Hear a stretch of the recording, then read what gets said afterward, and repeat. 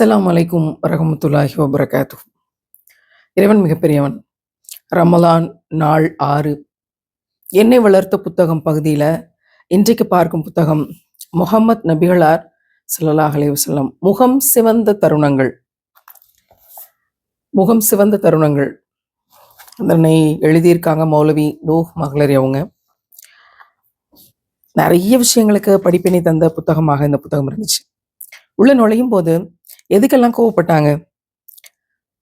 ஏழ்மையை கண்டபோது, பெண்களை கை நீட்டி அடிக்கும் செய்தியை அறிந்தபோது, மார்க்க சலுகைகளை மக்கள் உதாசீனம் செய்த போது, அனுபவத்தில் மூத்தவர்கள் அலட்சியம் செய்யப்பட்ட போது, ஒரே தடவையில் ஒருவர் முத்தலாக் சொன்னபோது, நெருப்பால் எரிக்கப்பட்ட எறும்பு கூட்டத்தை கண்டபோது, மார்க்க விவகாரங்களில் விவாதம் செய்வதை கண்டபோது, முழு செல்வத்தையும் ஒருவர் தர்மம் செய்த போது, கூட்டுத் தொழுகையை இமாம் நீட்டி தொழுத போது, குற்றவியல் தண்டனையில் பரிந்து பேசிய போது, பள்ளிவாசலில் உமிழப்பட்ட எச்சிலை கண்டபோது, நபிகளாரின் உத்தரவை பின்பற்றுவதில் சிலர் தயக்கம் காட்டிய போது, கண்டெடுக்கப்பட்ட பொருள் குறித்து அதிக கேள்விகள் கேட்டபோது, கூட்டாக பொய் சொன்ன போது, அதிகாரி அன்பளிப்பு கேட்டபோது, உசாமா பின் சைத் ரலியல்லாஹு அன்ஹு அவங்கள குறித்து குறை சொல்லப்பட்ட போது, தேவையற்ற கேள்வியை கேட்டபோது, கதீஜா ரலியல்லாஹு அன்ஹா அவர்கள் மீது ஆயிஷா ரலியல்லாஹு அன்ஹா ரோஷமடைந்த போது, பரவும் தீமைகளை தடுக்காமல் இருக்கும்போது, உயிரினங்களின் முகத்தில் அடிப்பதையும் சூடு போடுவதையும் கண்டபோது, ஃபாத்திமா ரலியல்லாஹு அன்ஹா இருக்க அலி ரலியல்லாஹு அன்ஹா இன்னொரு பெண்ணை மணமுடிக்க எண்ணிய போது, பேருரை நிகழ்த்தும் போது, கூட்டு தொழுகையை சிலர் தவறவிட்ட போது, வேதத்தை செயல்படுத்தாமல் வெறுமனை ஓதுவது குறித்து, இஸ்லாத்தை ஏற்க முன்வந்தவர்களை குறித்து தவறாக பேசிய போது, ஆயிஷா ரலியல்லாஹு அன்ஹா அவர்களுடன் பால்குடி சகோதரர் இருந்தபோது, லைலத்துல் கத்ர் இரவை குறித்து அதிக கேள்விகள் கேட்டபோது, வேதக்காரர்களின் செய்தியும் நல்லதுதான் என்று கூறப்பட்ட போது, ஆடையின்றி சிலரை கண்டபோது, இப்படி 30 காரணங்கள்ல முகம் சிவந்த தருணங்கள் என்று ஆசிரியர் தொகுத்திருக்கிறார்கள். 5 விஷயத்தை ரவுண்ட் பண்ணியிருக்கேன். என்னை ரொம்ப பாதிச்ச அல்லது இன்ஸ்பயர் பண்ண, மனசை தாக்கின விஷயம் அப்படின்னு ஒவ்வொன்றா பார்க்கலாம். முதல் டாபிக், பெண்களை கை நீட்டி அடிக்கும் செய்தி அறிந்த போது ரசூல்லா முகம் சிவந்தார்கள், கோவப்பட்டார்கள். முகம் சிவந்த தருணங்கள். செய்தி 1, பெண்களை கை நீட்டி அடிக்கும் செய்தியை அறிந்த போது ரசூல்லா முகம் சிவந்து கோவப்பட்டாங்களாம். ரசூல்லாட்ட ஒருத்தவங்க வந்து கேட்குறாங்க, வேதம் கொடுக்கப்பட்ட பெண்களை அடிக்கலாமா அப்படின்னு. முகம் சிவந்து கோவப்பட்டு அறிவிப்பு செய்கிறாங்க. 3 விஷயங்கள் சொல்றாங்க. அடுத்தவர் வீட்டில் அனுமதியின்றி நுழைவது, அடுத்தவர் விளைச்சலை அனுமதியின்றி உண்பது, வேதம் வழங்கப்பட்ட பெண்களை கை நீட்டி அடிப்பது. இந்த செய்தியை வந்து கோவப்பட்டு சொல்றாங்க, இது செய்யக்கூடாது அப்படின்னு. வேதம் வழங்கப்பட்ட பெண்கள், குரானுக்கு முன்னாடி நிறைய வேதங்கள் கொடுக்கப்பட்டிருந்துச்சு, பைபிள், இன்ஜீல், தௌராத். வேதம் வழங்கப்பட்ட பெண்களை அடிப்பதையே ரசூல்லா அவ்வளவு கோவப்பட்டு தடுக்கிறாங்கன்னா, குரான் கொடுக்கப்பட்ட முஸ்லீம் பெண்களை கை நீட்டி அடிப்பதை பற்றி எவ்வளவு கோவப்பட்டிருப்பாங்க. இன்னைக்கு பெண்களையும் மனைவிமார்களையும் கை நீட்டி அடிப்பது நிறைய குடும்பங்கள்ல சர்வசாதாரணமா ஆயிடுச்சு.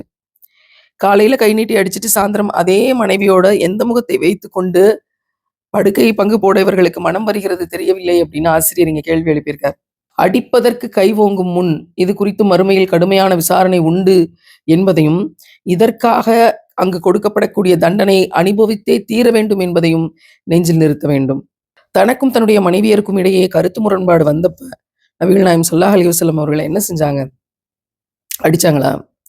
தம்முடைய மனைவியரை எப்போதாவது அடித்துள்ளார்களா? இதற்கு ஒருபோதும் இல்லை என்றுதான் பதில் கிடைக்கும். என்ன செஞ்சாங்க? தன்னுடைய மனைவியருடன் கோபித்து கொண்டு பிரிந்து சென்று 29 நாட்கள் தனியாக வாழச் சென்று விட்டார்கள்.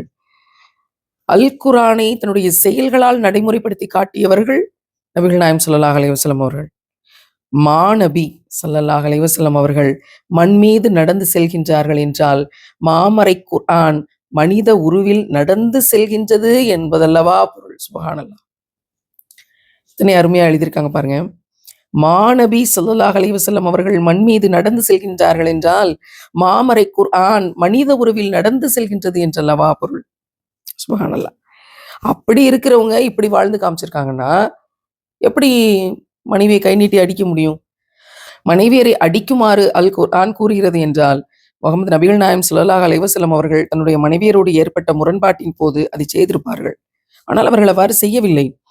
மாறாக தற்காலிக பிரிவையே கையாண்டார்கள்.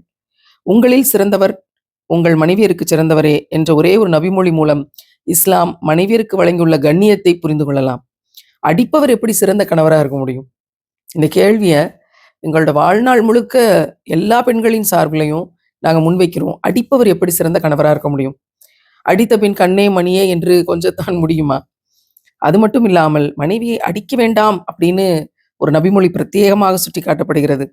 திருக்குரானுக்கு விளக்கமாக வாழ்ந்த நபிகள் நாயகம் ஸல்லல்லாஹு அலைஹி வஸல்லம் அவர்களின் வாழ்வு மற்றும் இது குறித்து அறிவிக்கும் நபிமொழிகள் ஆகியவற்றின் ஒளியில் பார்த்தால் கணவனுக்கு மனைவியை அடிக்கும் உரிமையை இஸ்லாம் வழங்கவில்லை என்ற தீர்க்கமான முடிவுக்கு வர முடியும். ஆகவேதான் வேதம் வழங்கப்பட்ட பெண்களாக இருந்தாலும் அவர்களை அடிப்பதை நபிகள் நாயகம் ஸல்லல்லாஹு அலைஹி வஸல்லம் அவர்கள் அனுமதிக்கவில்லை. மாறாக செய்தி அறிந்து கடும் கோபம் கொண்டார்கள், முகம் சிவந்தார்கள். சாதாரண பெண்களை அடிப்பதையே ஏற்றுக்கொள்ளாத இஸ்லாம் மனைவியை அடிப்பதை, முஸ்லீம் மனைவியை அடிப்பதை எப்படி அங்கீகரிக்கும்? இந்த கேள்வியோட இந்த செய்தி நிறைவடையுது. குடும்ப வன்முறையில இந்தியா நம்பர் 1ல இருக்கு. அதுல முஸ்லீம் குடும்பங்கள் விதிவிலக்கு இல்லை அப்படின்னு நான் சொல்லி தெரிய வேண்டியதில்லை. நாங்க சந்திக்கக்கூடிய அப்ளிகேஷன்ஸ், கவுன்சிலிங்ஸ், எங்கிட்ட வரக்கூடிய சிக்கல்கள், உதவிகள் கேட்டு வரக்கூடிய பெண்கள் அவ்வளவு பேருடைய வாழ்க்கையிலும் குடும்ப வன்முறைகள். காரணம் கணவன், கணவன் வீட்டார். அவ்வளவு மோசமான விஷயங்கள். மனைவியை பிரிந்து, கணவனை பிரிந்து ஒரு மனைவி காரணம் கேட்கிற போது நகை கொண்டு வரல வீட்டில இருந்து. சரி, ஒரு மாத கால பிரிவுக்கு பிறகு கொண்டு போய் விடுறாங்க. அடுத்த 24 மணி நேரத்திற்குள்ள நீங்க கூட்டிட்டு போயிருங்க, என்னோட அக்கா தங்கச்சியெல்லாம் வந்து அவங்கள சண்டை போடுறாங்க, நான் ரமலான் முடிஞ்ச பிறகு கூப்பிட்டுக்கிறேன் அப்படின்னு சொல்லக்கூடிய விஷயங்கள். நீங்கள் என்ன செய்கிறீர்கள்? உங்களை நம்பி இருக்கிற ஒரு பெண்ணுக்கு நீங்கள் என்ன செய்கிறீர்கள்? இங்கே நடக்கக்கூடிய விஷயங்கள், அடிதடி, கெட்ட வார்த்தைகள், அபியூஸ், இதை பற்றி டாபிக் எடுத்தோம்னா ரொம்ப விரிவா போவோம். சுபஹானல்லாஹ், இந்த சமூகத்துல ஆண்களுக்கு அதிகமாக சொல்லித்தர வேண்டியிருக்கு. கண்ணியம் பேணுங்கள் உங்கள் மனைவியரிடத்திலும். அடிக்கிறதுக்கெல்லாம் உங்களுக்கு எந்த உரிமையும் கிடையாது. கெட்ட வார்த்தை பேசுறதுக்கு உங்களுக்கு எந்த உரிமையும் கிடையாது. இந்த 2 விஷயத்தையும் வலிமையா அந்த நேரத்துல பதிவு பண்றேன். குடும்ப வன்முறைகள் கணவரால் மனைவிக்கு அதிகமாக இருக்கக்கூடிய இந்த நாட்டுல. ரசூலுல்லாவுடைய இந்த செய்தி இந்த உலகத்துக்கு போய் சேரும், இந்த நாட்டுக்கு முழுமைக்கும் போய் சேரும்னா, இதை நம்மளால ஃபாலோ பண்ண முடியும்னா, குடும்ப வன்முறைகள் 99% கணவனால் நடக்கக்கூடிய குடும்ப வன்முறைகள் குறையும் இன்ஷா அல்லாஹ். 2வது, ஒரே தடவையில் ஒருவர் முத்தலாக் சொன்னபோது, முத்தலாக் அப்படிங்கிறது எவ்வளவு பெரிய பேசு பொருள் அப்படிங்கிறது நமக்கு தெரியும். மனைவியை ஒரே நேரத்தில் முத்தலாக் கூறிய ஒருவரை குறித்து நாங்கள் நபிகள் நாயகம் ஸல்லல்லாஹு அலைஹி வஸல்லம் அவங்கள்ட்ட சொன்னோம். உடனே நபிகள் நாயகம் ஸல்லல்லாஹு அலைஹி வஸல்லம் அவர்கள் கோபத்தோடு எழுந்து நின்று இப்படி சொன்னார்கள்: நான் உங்களுக்கு மத்தியில் இருக்கும் போதே அல்லாஹ்வின் வேதத்துடன் விளையாடப்படுகிறதா என்று கேட்டார்கள். என்ன மாதிரியான கோவம்னு பாருங்க. உங்களுக்கு மத்தியில நான் இருக்கும்போதே அல்லாஹ்வோட வேதத்தோட விளையாட பார்க்குறீங்களா? சமூகத்தில் சிலருடைய விளையாட்டு பொருளாகவும் அலட்சிய மனோபாகமாகவும் மாறிவிட்ட மனவிலக்கை குறித்து அல்லாஹ்வின் தூதர் நபிகள் நாயகம் ஸல்லல்லாஹு அலைஹி வஸல்லம் அவர்கள் கடும் கோபத்துடன் எழுந்து நின்ற நிகழ்வுதான் இந்த நபி மொழி. சாந்த நபி என்றவர்களுக்கு பெயர். சாந்த நபி ஸல்லல்லாஹு அலைஹி வஸல்லம் அவர்களே உட்கார்ந்திருந்த இடத்தை விட்டு கடுங்கோபத்தோட எந்திரிச்சு நிக்கிறாங்கன்னா, ஒரே சமயத்தில் முத்தலாக் சொல்வது என்பது எத்தனை பெரிய குற்றச்செயல் என்பதை இங்க நம்ம யோசிச்சு பார்க்கலாம். சமூகத்தில் சிலருடைய விளையாட்டு பொருளாக அலட்சிய மனோபாவமாக மாறிவிட்ட மனவிலக்கு. எத்தனையோ பெண்கள் அவங்களுடைய வரலாற்றை நேரில் பார்த்த எனக்கு இந்த விடயத்தினுடைய வலி, இந்த வார்த்தையினுடைய வலி ரொம்ப நல்லா புரியும். 4 திருமணம் பண்ணலாம். ஒரு தலாக் கொடுத்துட்டு அடுத்து இன்னொரு பெண்ணை திருமணம் செய்யலாம். மொத்த கணக்கு 5.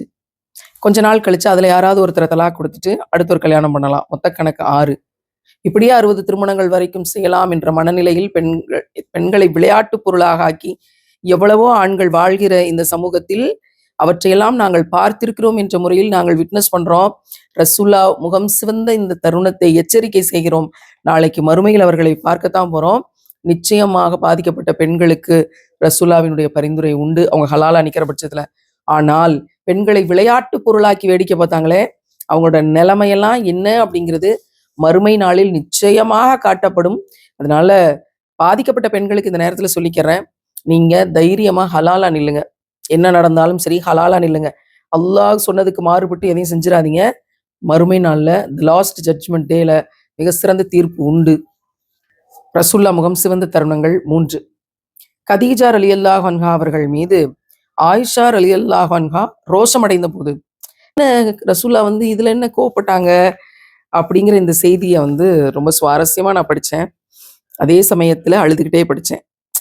சுவாரஸ்யமாவும் அழுதுகிட்டேவும் படிக்கிறது வந்து எங்கேயாவது சில இடத்துல தான் அபூர்வமா நடக்கும். என்ன நடந்துச்சு? தனக்கு ஏற்படும் மரியாதை குறைவு, முக்கியத்துவம் இன்மை, அவமானம் முதலியவற்றை எதிர்த்து செயல்பட தூண்டும் தன்மான உணர்ச்சிக்கு தமிழில் ரோஷம் என்பார்கள். தன்னுடைய அருமை மனைவி கதீஜா ரலியல்லாஹு அன்ஹா அவர்களை நபிகள் நாயகம் ஸல்லல்லாஹு அலைஹி வஸல்லம் அவர்கள் அதிகமாக நினைவு கூர்ந்து பாராட்டுவாங்க எப்போதுமே. அப்படி செய்யும்போது தனக்கு முக்கியத்துவம் இல்லையே அப்படின்னு அன்னை ஆயிஷா ரலியல்லாஹு அன்ஹா அவங்க நினைப்பாங்க நிறைய சமயம். அதுக்காக கோவப்படவும் செய்வாங்க. அன்னை ஆயிஷா ரலியல்லாஹு அன்ஹா அவங்க இப்படி சொல்றாங்க, கதீஜா ரலியல்லாஹு அன்ஹா அவர்களின் மீது நான் ரோஷப்பட்டதைப் போல நபிகள் நாயகம் ஸல்லல்லாஹு அலைஹி வஸல்லம் அவர்களின் வேற எந்த மனைவியின் மீதும் நான் ரோஷப்பட்டதில்லை. நான் நபிகள் நாயகம் ஸல்லல்லாஹு அலைஹி வஸல்லம் அவர்களிடம் அவரை பார்த்ததில்லை. என்னை நபிகள் நாயகம் ஸல்லல்லாஹு அலைஹி வஸல்லம் அவர்கள் மனம் புரிந்து கொள்வதற்கு முன்பே கதீஜா ரலியல்லாஹு அன்ஹா அவங்க இறந்துட்டாங்க. கதீஜா ரலியல்லாஹு அன்ஹா அவர்கள் இறந்து 3 ஆண்டுகள் கழித்து நபிகள் நாயகம் ஸல்லல்லாஹு அலைஹி வஸல்லம் அவர்கள் என்னை மணந்து கொண்டார்கள். ஆனால் நபிகள் நாயகம் ஸல்லல்லாஹு அலைஹி வஸல்லம் அவர்கள் அதிகமாக நினைவு கூர்ந்து பாராட்டி பேசி வந்தாங்க. யார? அன்னை கதீஜா அவர்களை பற்றி. அப்ப அன்னை ஆயிஷா அவர்கள் சொல்றாங்க, நபிகள் நாயகம் ஸல்லல்லாஹு அலைஹி வஸல்லம் அவர்களிடம் நான் சொன்னேன், உலகில் கதீஜாவை தவிர வேற எந்த பெண்ணும் இல்லாததைப் போல நடந்து கொள்றீங்களே. எப்போதோ மரணமடைந்து விட்ட தாடைகள் சிவந்த ஒரு குறைசி மூதாட்டியை ஏன் எப்போது பார்த்தாலும் நினைச்சுக்கிட்டு இருக்கீங்க? அவருக்கு பதிலாக அவரை விட சிறந்த மனைவியை உங்களுக்கு அல்லாஹ் கொடுத்து விட்டானே. அப்படி இருக்கும்போது இன்னும் ஏன் அவரையே நினைச்சுக்கிட்டு இருக்கீங்க? அவர்களைத்தான் காலம் அழித்து விட்டதே என்று கோவப்பட்டு நான் கேட்டேன். புகாரி, முஸ்லிம்ல இருக்கு இந்த செய்தி. இவ்வாறு நான் பேசியவுடன் அல்லாஹ்வின் தூதர் நபிகள் நாயகம் ஸல்லல்லாஹு அலைஹி வஸல்லம் அவர்கள் கடுமையாக கோபமடைந்தார்கள். பின்னர் கூறினார்கள், அல்லாஹ் மீது ஆணை, அவரை விட சிறந்த மனைவியை அல்லாஹ் எனக்கு தரவில்லை. மக்கள் எல்லாம் என்னை நிராகரித்த போது முதலாக என்னை ஈமான் கொண்டவர். மக்களெல்லாம் என்னை பொய்யர் என்று சொன்னபோது நான் உண்மையைத்தான் சொல்கிறேன் என்று என்னை நம்பியவர். மக்களால் எல்லாம் எனக்கு எதுவும் தராமல் என் மீது பொருளாதார தடை விதித்த போது தன்னுடைய செல்வத்தால் என்னை அரவணைத்தவர். எனக்கு அவர் வாயிலாகத்தான் பிள்ளை செல்வம் கிடைத்தது. அவர் இன்னென்ன நற்குணமும் புத்திசாலித்தனமும் கொண்டவராக இருந்தார். ஒவ்வொரு வார்த்தையும் உள்ளத்தை கழுவி தூய்மைப்படுத்துவதை இந்த தூய்மையான அன்பின் வார்த்தைகள் உணர்த்துது. நான் இந்த புத்தகத்துல இந்த வரிகளை எப்போ படிச்சாலும் எனக்கு இது மனப்பாடம். எப்போ நினைவு கூர்ந்தாலும் அவ்வளவு நிகழ்ச்சியா இருக்கும். இருந்தால் இப்படி ஒரு அன்புள்ளமாக இருந்துக்கணும் கணவன் மனைவி 2 பேரும். அப்படிப்பட்ட அன்பை சம்பாதித்து கொண்டவர்கள் அன்னை கதீஜா ரலியல்லாஹு அன்ஹா அவர்கள். அப்ப ரசூலா அதை சொன்ன பிறகு அன்னை ஆயிஷா சொல்றாங்க, உங்களை சத்தியத்தை கொண்டு அனுப்பிய அல்லாஹ் மீது ஆணையாக சொல்றேன், இனி அன்னை கதீஜா குறித்து நல்லதை மட்டுமே பேசுவேன். ஒரு முறை நபிகள் நாயகம் ஸல்லல்லாஹு அலைஹி வஸல்லம் அவர்கள் சொன்னார்கள், உலகின் பெண்களிலேயே அன்றைக்கு சிறந்தவர் மரியம் அலைஹிஸ்ஸலாம் அவங்க. இன்னைக்கு உலக பெண்களிலேயே சிறந்தவங்க அன்னை கதீஜா அவர்கள் என்று சொல்லியிருக்கிறாங்க. எப்பேற்பட்ட மனுஷியாக வாழ்ந்திருக்காங்க. அவங்களுடைய உம்மத்துக்களாக நம்மலாம் இருக்கோம் அப்படின்னு நினைக்கிறதே பெரிய பெருமிதம். கதீஜா ரலியல்லாஹு அன்ஹா அவர்களை நினைவு கூறும் போதெல்லாம் பெருமானார் ஸல்லல்லாஹு அலைஹி வஸல்லம் அவர்கள் இப்படி சொல்வார்கள், கதீஜாவின் அன்பு என் இரத்த நாளங்களில் கலந்துள்ளது. அப்படியே அண்டர்லைன் போட்டு, இன்ட்டு போட்டு, ஸ்டார் போட்டு, வெரி வெரி வெரி இம்பார்ட்டன்ட் அப்படின்னு குறிக்கப்பட்டிருக்கிற இந்த செய்தியை நான் அந்த வார்த்தைகளை தடவி பார்த்துக் கொள்கிறேன். சுப்ஹானல்லாஹ். அன்னை கதீஜாவின் அன்பு என் இரத்த நாளங்களில் கலந்துள்ளது என்று எம்பெருமானார் நபிகள் நாயகம் ஸல்லல்லாஹு அலைஹி வஸல்லம் அவர்கள் சொன்னார்கள் என்றால் இந்த அன்புதான் எத்தனை பரிசுத்தமானது, எவ்வளவு தெய்வீகமானது, எவ்வளவு அழகானது. இதை விட உலகத்துல ஒரு அழகான படிப்பினையை காட்ட முடியுமா? சுப்ஹானல்லாஹ். அதனாலதான் மக்கா வெற்றி கொண்ட பிறகு வெற்றி கொடியை எங்கே நடுவது என்று கேட்டபோது கதீஜாவின் மண்ணறைக்கு பக்கத்தில் எனக்கு கூடாரம் அமையுங்கள், வெற்றி கொடியை அங்கே நடுங்கள் என்று நபிகள் நாயகம் ஸல்லல்லாஹு அலைஹி வஸல்லம் அவர்கள் கட்டளையிட்டார்கள். ஏன்னு கேட்டாங்க. ஏன் அப்படின்னு. அப்போ நபிகள் நாயகம் ஸல்லல்லாஹு அலைஹி வஸல்லம் அவர்கள் சொன்னார்கள், என் கவலைகளில் கதீஜா பங்கு கொண்டதை போல என் மகிழ்ச்சியிலும் அவர் பங்கு கொள்ளட்டும்.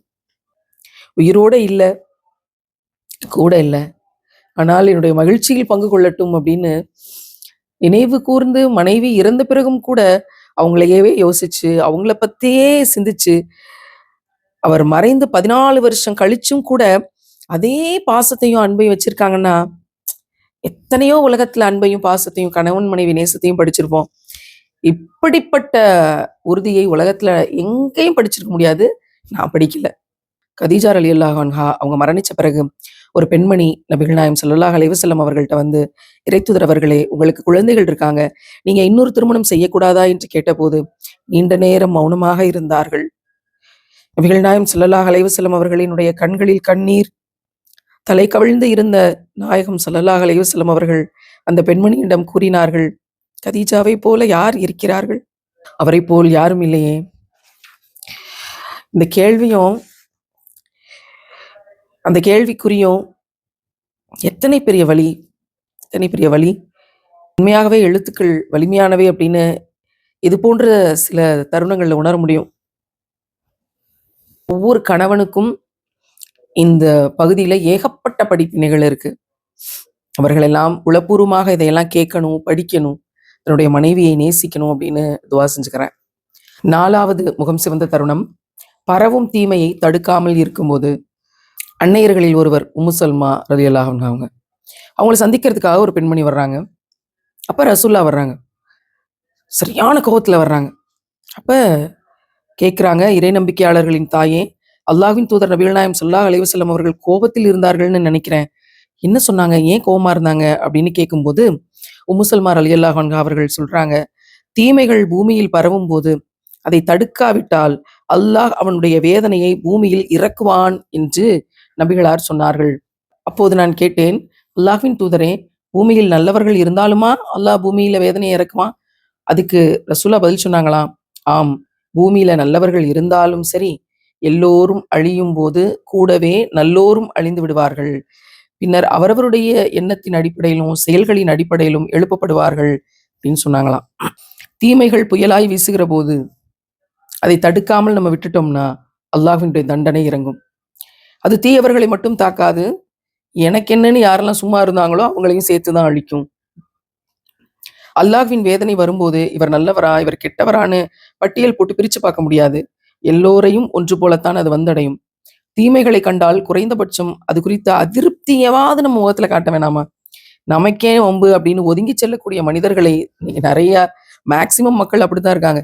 நமக்கேப்பா வம்பு, நம்ம தலையிட்டா நமக்கு ஏதாவது பிரச்சனை வந்துட போகுது அப்படின்னு சீர்திருத்தம் செய்வதற்கும், தீமைகளுக்கு எதிராக எச்சரிப்பதற்கும், எதிர்த்து போராடுவதற்கும், நன்மைகளை எடுத்துச் சொல்வதற்கும் யாரோ 10 பேர் இருக்காங்க. அது அவங்களோட வேலை, அவங்க பார்த்துக்குவாங்கன்ற மனநிலை இன்னைக்கு உலகத்துல அதிகரிச்சிருச்சு.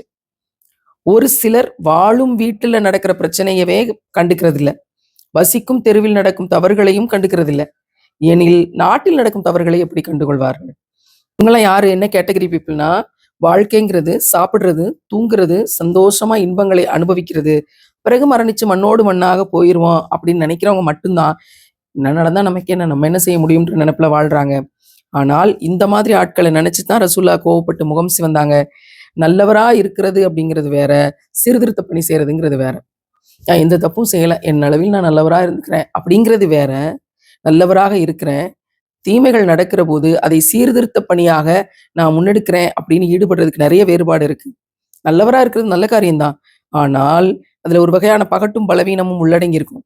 சமூக அவலங்களை பார்த்து கண்டுக்காம அலட்சியமா இருக்கிறது ஒரு வகை பலவீனம். நான் நல்லவன் என்று காட்டுவதற்கு சமூகத்தை விட்டு ஒதுங்கி இருப்பது ஒரு வகை பகட்டு. சீர்திருத்தம் என்று சொல்லி எதிலாவது ஈடுபட்டால் மக்களுடைய ஏச்சு பேச்சுக்களை எதிர்கொள்ள வேண்டி வருமே, நமக்கே வம்புன்னு கண்மூடி இருப்பதும் ஒரு வகை பலவீனம்தான். பொதுவாக மக்கள் நல்லவர்களை தான் விரும்புவாங்க, சீர்திருத்தவாதிகளை வெறுப்பார்கள். இதுக்கு ஆகச்சிறந்த எக்ஸாம்பிள் முகமது நபிகள் நாயகம் ஸல்லல்லாஹு அலைஹி வஸல்லம் அவங்களையே இங்க ஆசிரியர் எடுத்து வைக்கிறார். அவருக்கு வாய்மையாளர்னு பேரு. ஏக இறைவன் ஒருவனேன்னு சொல்றதுக்கு முன்னாடி அவருடைய சமூகத்துல எல்லாருக்கும் ரொம்ப பிடிக்கும்.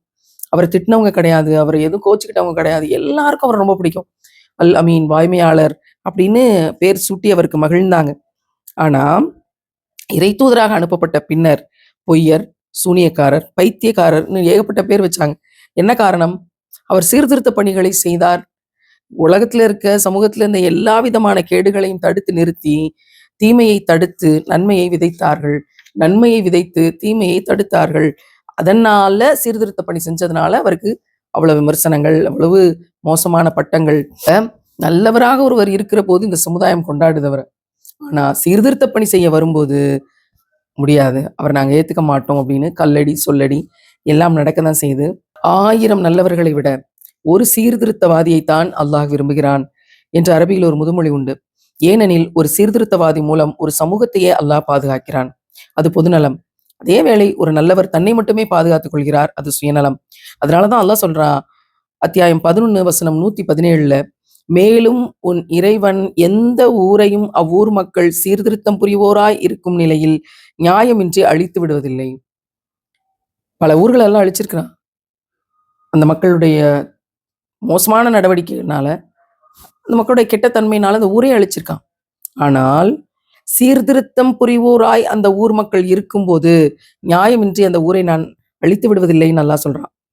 ஊர்வாசிகள் நல்லவர்களாக இருந்தால் நல்லா சொல்லல, ஊர்வாசிகள் சீர்திருத்தம் செய்பவர்களாக இருந்தால் அப்படின்னு அல்லாஹ் சொல்றான். அப்ப ஊர்ல தப்பு நடக்கதான் செய்யும். அந்த தப்பை பார்த்து கடந்து போகாம அந்த ஊர் மக்கள் சீர்திருத்தம் செய்பவர்களாக இருக்கணும். அப்படின்னா சுபஹானல்லாஹ், மனிதர்கள் நல்லவர்களாக இருப்பதற்காக முகமது நபிகள் நாயம் ஸல்லல்லாஹு அலைஹி வஸல்லம் அவர்களின் முகம் சிவக்கவில்லை, மாறாக தீமைகளை கண்டும் காணாதது போல் இருக்கிறார்களே என்பதற்கு தான் கோபமுற்றார்கள்.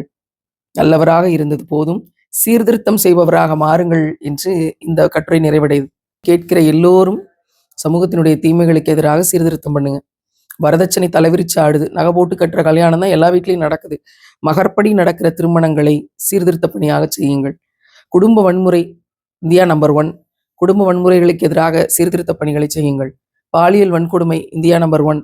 பாலியல் வன்கொடுமைகளுக்கு எதிராக சீர்திருத்த பணிகளை செய்யுங்கள். பெண்கள் கண்ணியமற்று நடத்தப்படுகிறார்கள், அதற்கு எதிராக சீர்திருத்த பணிகளை செய்யுங்கள். ஒவ்வொரு விஷயமும் நாட்டில் இருக்கக்கூடிய விஷயங்கள், நம்முடைய உம்மத்துக்களுக்கு நடுவில் இருக்கக்கூடிய விஷயங்கள் மோசமானதாக பரவிக்கொண்டே இருக்கிறது. சீர்திருத்த பணிகளை தொடங்குங்கள். 5வது முகம் சிவந்த தருணம், வேதத்தை செயல்படுத்தாமல் வெறுமனே ஓதுவது பற்றி. ரொம்ப அருமையான டாபிக். இதெல்லாம் பேசுறதுக்கு கொஞ்சம் துணிச்சல் வேணும், எழுதுறதுக்கும் துணிச்சல் வேணும். த சேம் வேவ் லெங்த் அப்படின்னு நான் பார்த்த ஆசிரியருடைய எழுத்துக்கள். வேதத்தை செயல்படுத்தாமல் வெறுமனை ஓதுவது குறித்து அல்லாஹ்வின் தூதர் நபிகள் நாயகம் ஸல்லல்லாஹு அலைஹி வஸல்லம் அவங்க சொன்னதாக அபு உமாமா ரலியல்லாஹு அன்ஹு அவங்க சொல்றாங்க. மறைந்து போவதற்கு முன்னால் என்னிடமிருந்து கல்வியை எடுத்துக்கொள்ளுங்கள். தோழர்கள் கேட்டாங்க, அல்லாஹ்வின் தூதரே, கல்வி எப்படி மறையும்? நம்மிடம்தான் அல்லாஹ்வின் வேதம் உள்ளதே, நாம் அதை ஓதுகிறோம், நமது குழந்தைகளுக்கு ஓதி கொடுக்கிறோம், அவர்களின் குழந்தைகளுக்கு அதை ஓதி கொடுப்பார்களே. அதை கேட்டபோது நபிகள் நாயகம் ஸல்லல்லாஹு அலைஹி வஸல்லம் அவர்கள் கோபமுற்றார்கள், முகம் சிவந்து கோபப்பட்டாங்க. அப்படி ரசூலுல்லாஹ் சொல்றாங்க, யூதர்களும் கிறிஸ்தவர்களும் அவர்களுடைய வேதங்களான தௌராத்தையும் இஞ்சிலையும் ஓதத்தானே செய்தார்கள். அவ்விரண்டு வேதங்களும் அவர்களுக்கு எப்பயினும் தரவில்லையே. கல்வி மறைந்துவிடும் என்பதன் பொருள் அதை செயல்படுத்தாமல் இருப்பதுதான். குரானை நம்ம எதுக்காக படிக்கிறோம், எதுக்காக ஓதுறோம்? உலகத்துல எத்தனை ஆராய்ச்சி குரான் சம்பந்தமா நடக்குது? எல்லாருக்கும் நேர்வழி கிடைச்சிருதா? இல்லை என்று ஆசிரியர் பதில் சொல்றார். காரணம் நோக்கம் தவறு, அவ்வளவுதான். முதலாவது என்ன நோக்கம் இருக்கணும்? முதலாவது நோக்கம் நேர்வழி கிடைக்கணும், அதனால குரானை படிக்கணும். நேர்வழி கிடைக்கிறது சைத்தானுக்கு பிடிக்காது. எனவேதான் குரான் ஓதும் போது அஊது பில்லாஹி மினஷ் ஷைத்தானிர் ரஜீம், விரட்டியடிக்கப்பட்ட சைத்தானிடமிருந்து நான் பாதுகாப்பு தேடுகிறேன் அப்படின்னு சொல்லிட்டு குரான் படிக்க ஆரம்பிக்கிறோம். ஏன்னா குரான் படிச்சா நேர்வழி கிடைச்சிரும், அது சைத்தானுக்கு பிடிக்காது. நீங்கள் திருக்குரானை ஓத தொடங்குகிற போது சபிக்கப்பட்ட சைத்தானை விட்டு அல்லாஹ்விடம் பாதுகாப்பு கோருங்கள்னு குரான்லயே அல்லாஹ் சொல்றான். அத்தியாயம் 16 வசனம் 98. எதற்காக இங்க பெரும்பாலும் குரான் ஓதப்படுது? விவாதம் புரிய, ஆதாரம் தேட, எதிரியினுடைய வாயை அடைக்க, ஓதி முடிக்கணும்ல அதுக்காக, அல்லது வழங்கப்பட்டிருக்கும் மாதாந்திர சிலபஸ்ல பாடத்திட்டத்தை முடிக்கிறதுக்கு. இதுக்காகவெல்லாம் இன்னைக்கு பெரும்பாலும் குரான் ஓதப்பட ஆரம்பிச்சிருச்சு. ஒரு சிலர் எப்படி குரான் ஓதுறாங்க தெரியுமா? தொலைக்காட்சிக்கு முன்னாடி உட்காந்துட்டு அது ஒரு பாட்டுக்கு ஓடிக்கிட்டு இருக்கும், இங்கிட்ட ஒரு பாட்டு குரான் படிச்சுட்டு இருக்கிறது. குடும்ப சண்டைகள் ஒரு பக்கம் நடந்துட்டு இருக்கும், இங்கிட்ட ஒரு பக்கம் குரான் ஓதிக்கிட்டு இருக்கிறது. ஒரு பக்கம் கையில போன், இன்னொரு பக்கம் குரான் அப்படின்னு ஓதிக்கிட்டு இருக்கிறது. இங்கிருந்து தாக்கம் வரும். ஆசிரியர் ரொம்ப அழகா ஒரு விஷயம் சொல்றார். திருக்குரானை 3 வகையா படிக்கலாம். 1, அல்லாஹ்வுக்கு முன்னாடி உட்கார்ந்து நான் படிச்சுக்கிட்டு இருக்கேன், அல்லாஹ் அதனை கேட்டுக்கொண்டிருக்கிறான் என்ற சிந்தனையோட. 2, அல்லாஹ் எனக்கு வாசித்து காட்டுகிறான், இது உன்னதமான நிலை, சுப்ஹானல்லாஹ். 3, ஒவ்வொரு வசனமும் என்னை அழைத்து பேசுகிறது என்ற சிந்தனையோட. முக்கியமான ஒரு விஷயமாக இங்க சொல்லப்படுறது என்னன்னா, செயல்படுத்தும் எண்ணத்தோட அந்த வேதத்தை ஓத வேண்டும். வெறுமனே ஓதினாலும் அதற்குரிய கூலி நிச்சயம் கிடைக்கும் தான். வெறுமனே ஓதினா கூட அதுக்குரிய கூலி நிச்சயம் கிடைக்கும். ஆனா வெறுமனே ஓதி பக்கங்களை திருப்புவதற்காக குரானை இறைவன் இறக்கல. அவ்வாறெனில் அல் ஃபாத்திஹா அத்தியாயத்தை மட்டும் கொடுத்துட்டு எல்லாரும் ஒவ்வொரு நாளும் இத்தனை முறை படிங்க அல்லது இத்தனை முறை ஓதுங்க அப்படின்னு சொல்லிட்டு போயிருந்திருக்கலாம். 114 அத்தியாயங்கள் எதற்கு? 6666 வசனங்கள் எதற்கு? இப்னு மசூத் ரலியல்லாஹு அன்ஹு அவங்க சொல்றாங்க, நாங்கள் குரானுடைய 10 வசனங்களை ஓதுவோம், ஓதி முடிச்சுட்டு செயல்படுத்துவோம், எங்க வாழ்க்கையில நடைமுறைப்படுத்துவோம், அதற்கு பிறகுதான் அடுத்த 10 வசனங்களுக்கு போவோம். இப்படி 10 வசனங்களா படிச்சோம் அப்படின்னு சுபஹானல்லாஹ். ரசூலா கூட இருந்த மக்கள் எப்படி வாழ்ந்திருக்காங்க பார்த்தீங்களா? நம்ம இதுல ஏதாவது ஒண்ணு பிராக்டிஸ் பண்றோம்னு நினைக்கிறீங்களா? நான் என்னை கேட்டுக்கொள்கிறேன் முதல்ல. 10 வசனத்த படிக்கிறேன். அந்த 10 வசனத்துல அப்ளிகபிளா இருக்கிற இந்த விஷயங்கள எத சேர்த்துக்கணும்? எது ஹலால்? எது ஹராம்? எத அல்லாஹ் தடுத்திருக்கிறான்? எத அச்சமூட்டி எச்சரிக்கை செய்றான்? அது செய்யாம விட்டுர்றோமா? எதுல நன்மாராயம் சொல்றான்? அதுக்கு ஆசைப்பட்டு ஹலாலான்னு வேலை செய்றோமா? 10, 10 வசனமாக கடைபிடித்தார்கள். இன்றைக்கு நாம உறுதிமொழி எடுப்போம். யா அல்லாஹ் நானும் 10, 10 வசனமா ஓதுறேன். அதை என் லைஃப்ல கடைபிடிக்கிறேன். யா அல்லாஹ் எங்களுக்கு அந்த பாக்கியத்தை கொடு அப்படின்னு கேட்போம். அல்லாஹ் தருவான். 10, 10 வசனங்களாக படித்து, ஓதி, அதை செயல்படுத்திட்டு பிறகுதான் அடுத்த 10 வசனத்துக்கு போறாங்க. இன்னைக்கு ஒரு நாளைக்கு ஒரு ஜுஸு நிக்கிறோம் தொழுகையில. 30 நாள்ல 30 ஜுஸு முடிக்கிறோம். சுப்ஹானல்லாஹ்.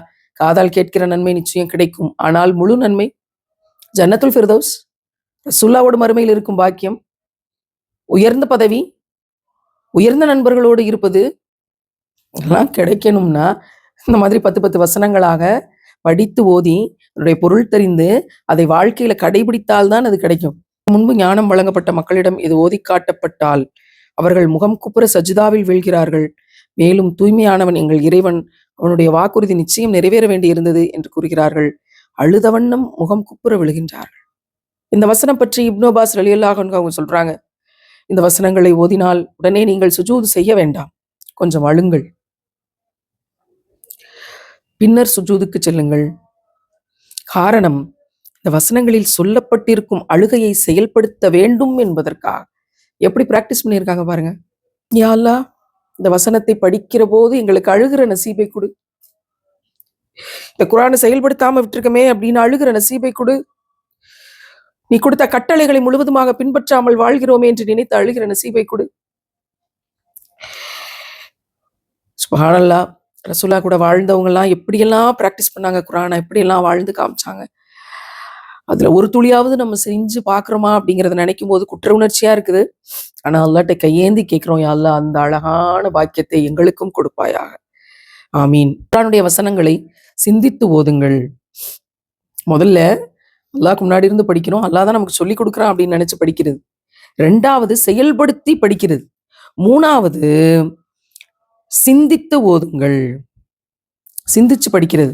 எனக்கு அரபி மொழி தெரியாது அப்படின்னு சொல்றதுக்கெல்லாம் ஒண்ணுமே இல்லை. எல்லா மொழிகள்லையும் மொழிபெயர்க்கப்பட்டுச்சு குர்ஆன். அப்போ சிந்திச்சு அதை பொருள் புரிஞ்சு படிக்கிறது. அப்படி சிந்திச்சு படிக்கிறது எப்படி இருக்கும் தெரியுமா? இந்த குர்ஆன் இறையச்சத்தை பேசுதே, நான் எப்போது இறையச்சம் உடையவனாக மாறப்போகிறேன் என்று குர்ஆன் ஓதும் போது யோசித்தது உண்டா? இந்த குர்ஆன் தவக்கல் பற்றி, அல்லாஹ்வை சார்ந்திருப்பது பற்றி பேசுதே, நான் எப்போது தவக்கல் உடையவனாக மாறப்போகிறேன் என்று குர்ஆன் ஓதும் போது யோசித்ததுண்டா? இந்த குர்ஆன் உண்மையை பற்றி பேசுதே, நான் எப்போது உண்மையை மட்டுமே பேசுபவனாக மாறப்போகிறேன் என்று குர்ஆன் ஓதும் போது யோசித்ததுண்டா? இந்த குர்ஆன் பொறுமையை பற்றி பேசுகிறதே, நான் எப்போது பொறுமையாளனாக மாறப்போகிறேன் என்று குர்ஆன் ஓதும் போது யோசித்ததுண்டா?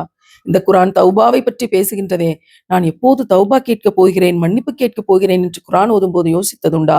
இந்த குர்ஆன் நாவை பேணுவது குறித்து பேசுகின்றதே, நான் எப்போது என் நாவை பேணப் போகிறேன் என்று குர்ஆன் ஓதும் போது யோசித்ததுண்டா? இந்த குர்ஆன் மரணத்தை பற்றி பேசுகின்றதே, மண்ணறையை குறித்து பேசுகின்றதே, சுவனத்தை பற்றி பேசுகின்றதே, இவற்றுக்காக என்னை நான் தயார் செய்துள்ளேனா என்று குர்ஆன் ஓதும் போது யோசித்ததுண்டா?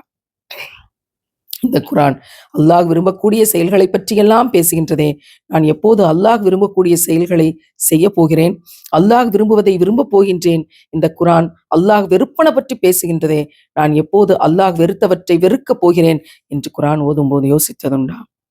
என்னை குறித்து பிறருக்கு எடுத்துச் சொல்லுங்கள் என்று இந்த குர்ஆன் சொல்லுகின்றதே, நான் எப்போதாவது எடுத்துச் சொல்லி இருக்கின்றேனா என்று குர்ஆன் ஓதுகிற போது யோசித்ததுண்டா? நமது நடத்தை எப்படி இருக்க வேண்டும் என்று அல் குர்ஆனிடம் கேட்பதில்லை. நமது வியாபாரம் எப்படி அமைய வேண்டும் என்று நாம் அல் குர்ஆனிடம் விசாரிப்பதில்லை. என் நட்பு யாருடன் இருக்க வேண்டும், நான் விட்டுவிட வேண்டிய கெட்ட குணங்கள் என்னென்ன, நான் கடைபிடிக்க வேண்டிய நல்ல குணங்கள் என்னென்ன, எதில் என்னுடைய வெற்றி இருக்கிறது, எதில் என்னுடைய தோல்வி இருக்கின்றது என்று அல் குர்ஆனை நாம் கேட்க மறந்துவிட்டோம். இந்த ரீதியில் நம்மை நாமே கேள்விகள் கேட்டு குர்ஆனுடன் நெருக்கத்தை ஏற்படுத்தும் போது மட்டுமே குர்ஆனால் நாம் பயன் பெற முடியும். அல் குர்ஆனின் ஆயத்துக்களை எல்லாம் தாயத்துக்களாக மாற்றி பூதங்களை விரட்டுவதற்காக கழுத்தில் தொங்கவிட்டு கொண்டால் மட்டும் மாற்றம் வந்துவிடாது, ஏமாற்றம் தான் மிஞ்சும். முகமது நபி ஸல்லல்லாஹு அலைஹி வஸல்லம் அவர்களின் முகம் சிவந்து போனதற்கான காரணம் இதுதான். எந்த நோக்கத்திற்காக குர்ஆன் இறக்கப்பட்டதோ அதை ஓரம் கட்டிவிட்டு வேறு நோக்கங்களுக்காக இந்த வேதத்தை பயன்படுத்தி விடுவார்களோ என்ற அச்சத்தால் எழுந்த கோபம் அது. அல்லாஹ்வின் தூதர் நபிகள் நாயகம் ஸல்லல்லாஹு அலைஹி வஸல்லம் அவர்கள் சொன்னார்கள், அல் குர்ஆனை ஓதும் போது அழுங்கள். அழுகை வரவில்லை என்றால் அழுவதை போன்று பாவனையாவது செய்யுங்கள். எப்படி அழுவது? இமாம் கஸ்ஸாலி ரஹ்மத்துல்லாஹ் அவர்கள் சொல்கின்றார்கள், குர்ஆன் ஓதும் போது கவலைப்படுங்கள். எப்படி கவலைப்படுவது? அல்லாஹ்வின் எத்தனை எத்தனை கட்டளைகளுக்கு நான் மாறு செய்துள்ளேன் என்று எண்ணிப்பார். செய்யாத நன்மைகள் எத்தனை எத்தனை என்று நினைத்து பாருங்கள். அப்போது அழுகை வரும். அப்போதும் அழுகை வரவில்லையா? அழுகை வரவில்லையே, என் இதயம் இப்படி கல்லாகி விட்டதே என்று நினைத்தாவது அழுங்கள். அழுகை வரும். இந்த கண்ணீரை தந்த அல்லாஹ்வுக்கு எல்லா புகழும். இறைவன் மிகப்பெரியவன். உங்க கண்ணில் கண்ணீர் தண்ணியே வரல அப்படின்னா அனாதைகளுடைய தலையை தடவி கொடுங்கள், உங்க மனசு இழகும் அப்படின்றது. என்னை அகத்தாய்வு செய்து பார்க்கிற போது குர்ஆன் படிப்பதற்கு முன்பாக, ரசூலுல்லாஹ்வினுடைய தியாக வாழ்க்கை தெரியறதுக்கு முன்பாக என்னுடைய இதயம் கல்லாகத்தான் கொஞ்சம் இருந்துச்சு. ஆனா இப்போல்லாம் மனசு எவ்வளவு இழகி போயிருக்கு.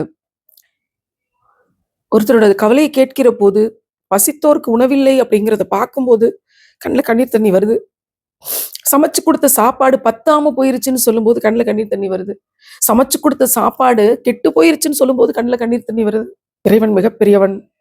கல்லாக கிடந்த இதயத்தை கருணையால் மாற்றி இழக வைத்தது அல்லாஹ்வினுடைய அத்தாட்சி. அல்லாஹ்வை நினைத்து, குர்ஆனை நினைத்து, குர்ஆன் வசனங்களை படிக்கிற போது அதனுடைய பொருள் தெரிஞ்சு கண்ணில் கண்ணீர் தண்ணி வரும் அப்படின்னா கிடைக்கக்கூடிய பொக்கிஷமான, கையில கிடைக்கக்கூடிய பலன் என்ன தெரியுமா? நீங்க எத்தனை ஆயிரம் கோடி கொடுத்தாலும் கிடைக்காத நிம்மதி, ஆறுதல், மன அமைதி, அல்லாஹ்வோட நெருக்கம், ரசூலுல்லாஹ்வின் பரிந்துரை. சுப்ஹானல்லாஹ். அந்த பாக்கியத்தை கேட்டு கையேந்திரம். அந்த நேரத்துல, இந்த ரமலான் பொழுதுல, இந்த தஹஜ்ஜுத் நேரத்துல கையேந்திரம். யா அல்லாஹ், குர்ஆனை பொருள் தெரிந்து படித்து, நீயே கற்றுத்தருகிறாய் என்ற நினைப்போடு படித்து, அதை பொருள் உணர்ந்து எங்கள் வாழ்க்கையில் செயல்படுத்தி, கண்ணீரோடு அழுது இந்த வசனங்களை அணுகக்கூடிய பாக்கியத்தை, எங்கள் உள்ளத்தை இழகக்கூடிய பாக்கியத்தை, ரசூலுல்லாஹ்வின் பரிந்துரை கிடைக்கக்கூடிய பாக்கியத்தை, உன்னுடைய நெருக்கம் கிடைக்கக்கூடிய பாக்கியத்தை யா அல்லாஹ் எங்களுக்கு நீ வழங்குவாயாக. ஆமீன். அல்லாஹ்விடம் நம்மை குறித்து புகார் கூறுவதாக அருள்மறையில் ஒரு வசனம் இருக்கிறது. அது ஒன்றே போதும் இறைவன் முன் நாம் குற்றவாளிகளாக நிற்பதற்கு. அது போன்ற நிலை வராமல் அல்லாஹ் நம்மை பாதுகாக்கட்டும். மேலும் இறைத்தூதர் கூறுவார், அத்தியாயம் 25 வசனம் 30, அதுதான் அந்த வசனம். இறைத்தூதர் கூறுவார், என் இறைவா, என் சமூகத்தை சார்ந்த மக்கள் இந்த குர்ஆனை நகைப்புக்குரியதாக்கி கொண்டிருந்தார்கள். யா அல்லாஹ், இந்த கூட்டத்திலிருந்து எங்களை நீ பாதுகாத்து விடுவாயாக. நாங்கள் உயிரினும் மேலாக நேசிக்கும் முத்தம் நபிகள் நாயகம் ஸல்லல்லாஹு அலைஹி வஸல்லம் அவர்கள் சந்தோஷப்படக்கூடிய வாழ்க்கை எங்களுக்கு நீதான். அவங்கள நேரில் சந்திக்கும் போது புன்னகையோடு எங்களை வரவேற்று என்னுடைய உம்மத் என்று சந்தோஷப்பட்டு சொல்லக்கூடிய பாக்கியத்தை எங்களுக்கு தான். இந்த நசீபை எங்களுக்கு தான் யா அல்லாஹ். இறைவன் மிகப்பெரியவன். அவன் கருணையாளர்களுக்கெல்லாம் கருணையாளன். ரசூலுல்லாஹ் முகம் சிவந்து கோவப்பட்டாங்க அப்படின்னு கேள்விப்படக்கூடிய இந்த விஷயங்களை நம்ம வாழ்க்கையில தடுத்துக்கணும். இதுல இருந்து கிடைக்கக்கூடிய படிப்பினைகளை எடுத்துக்கிறணும். இது மாதிரி நடந்தா கோவம் வரும். அவங்களுக்கு எப்படி கோவம் வந்துச்சோ, முகம் சிவந்தாங்களோ, இது மாதிரி நடக்கும்போது நமக்கும் முகம் சிவக்கணும்ல. அப்பதான் நம்ம ரசூலின் உம்மத். நாம் படிப்பினைகளை பெறுவோம், ரசூலின் நெருக்கத்தை பெறுவோம், அல்லாஹ்வின் நெருக்கத்தை பெறுவோம், மேலான ஜன்னத்துல் ஃபிர்தௌஸை அடைவோம் இன்ஷா அல்லாஹ். நாளை என்னை வளர்த்த புத்தகம் சீரீஸ்ல இன்னொரு புத்தகத்தோடு சந்திப்போம். அஸ்ஸலாமு அலைக்கும் வரஹ்மத்துல்லாஹி வபரகாத்துஹு.